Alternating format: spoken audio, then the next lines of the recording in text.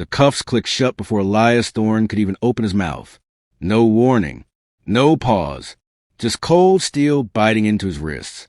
He stood under the polished awning of Sterling Trust Bank in Oak Haven, dressed in a sharp charcoal suit, phone pressed to his ear. Then, without so much as a question, Officer Marcus Reed came down on him like a hammer. In seconds, Elias was spun around and locked in place, as if simply standing in that wealthy neighborhood made him dangerous. Reed didn't ask for ID. Didn't ask what Elias was doing there. He just called for backup. A second officer arrived with his hand resting on his weapon, already treating Elias as a criminal instead of a citizen. Loitering with intent, Reed declared loud enough for everyone nearby to hear, a charge that, to trained eyes, meant nothing more than your skin color makes you guilty. Inside the bank, a woman froze mid-signature.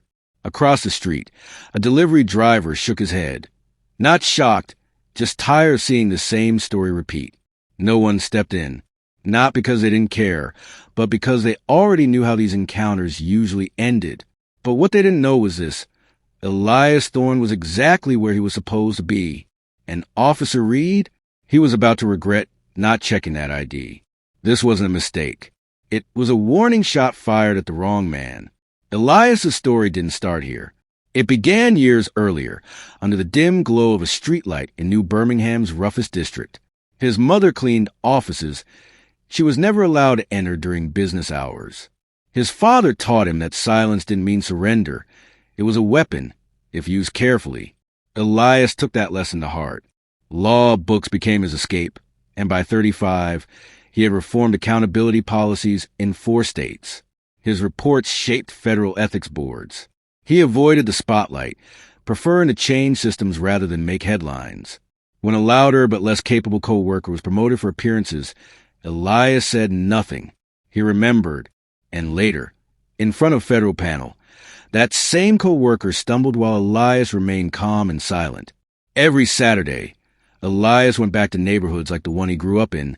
No cameras, no praise. Teaching young people how to speak truth in rooms designed to ignore them. Officer Reed didn't see any of that. All he saw was a black man standing alone in Oak Haven. Earlier that day, Reed had praised a polished intern as future leadership.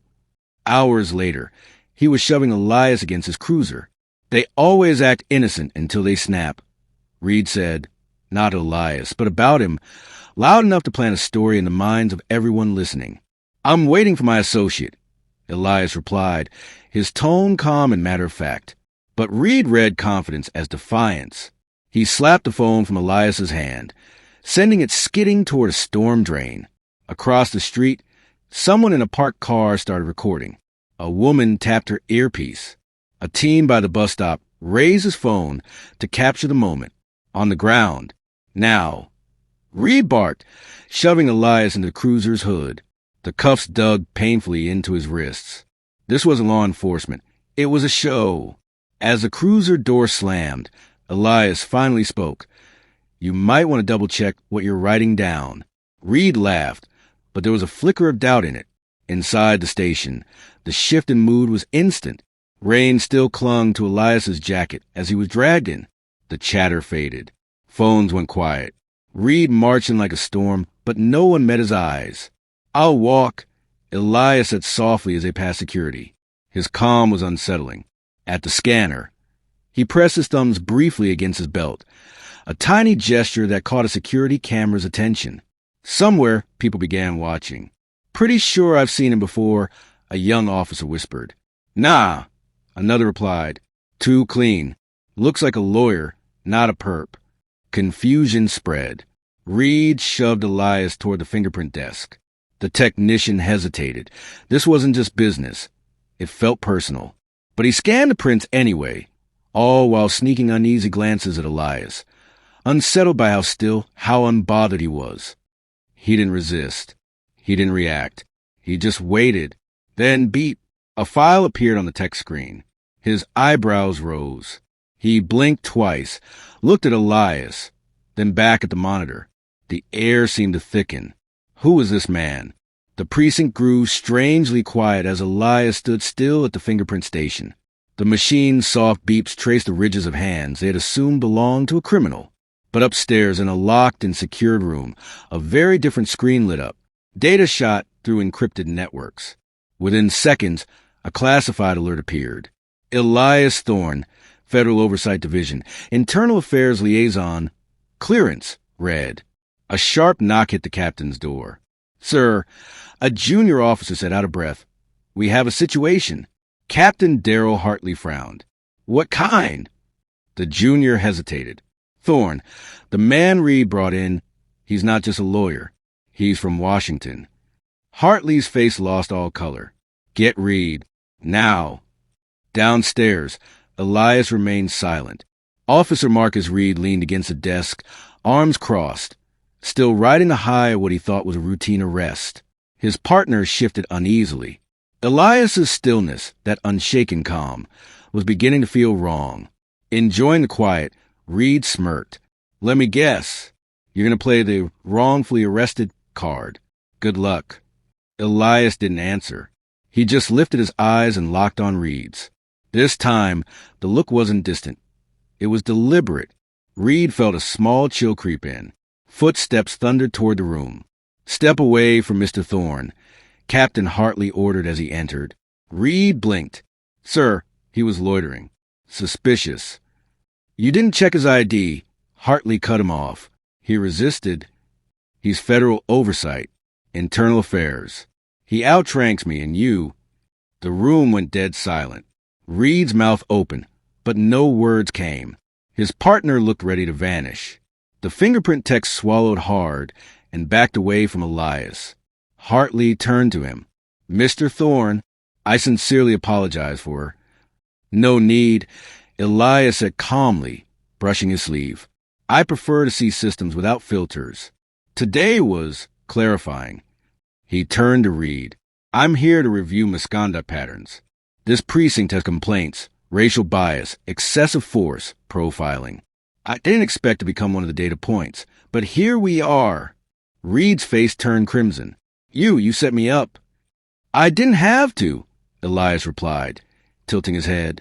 He picked up his wallet from the evidence tray and slowly opened it, revealing a federal badge that gleamed with quiet authority. "Your actions did all the revealing." Hartley, sweating now, motioned for the room to clear, but it was too late. Whispers had already begun. "He's that guy," someone muttered. "This isn't fair," Reed blurted, defensive. "I didn't know who you were." Elias didn't flinch. "And if I were just another black man in a suit waiting for a ride, you'd still have treated me like a suspect. That's the problem, Officer Reed. Not that you didn't know who I was, but that you didn't care who I could be." The words hung heavy in the air. "I've filed my preliminary report," Elias added, placing a sealed envelope on Hartley's desk. "The Department of Justice will take it from here."